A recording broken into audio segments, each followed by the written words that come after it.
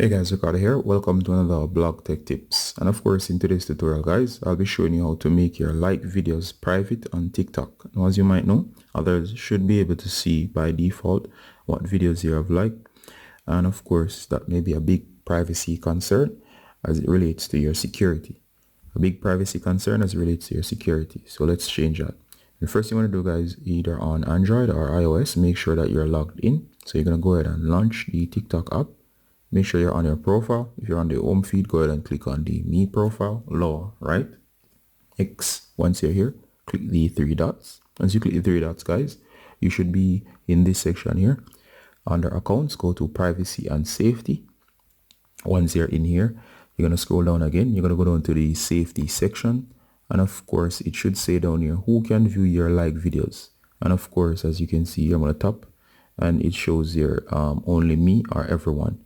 Now, of course, if you don't want others to see, for example, if yours is set to everyone, make sure that you switch it to only me. Now, only me would mean that only you alone could see or can see your like videos. So, of course, having it on only me is the best option. So, just simply go back after selecting that, and that should fix the problem.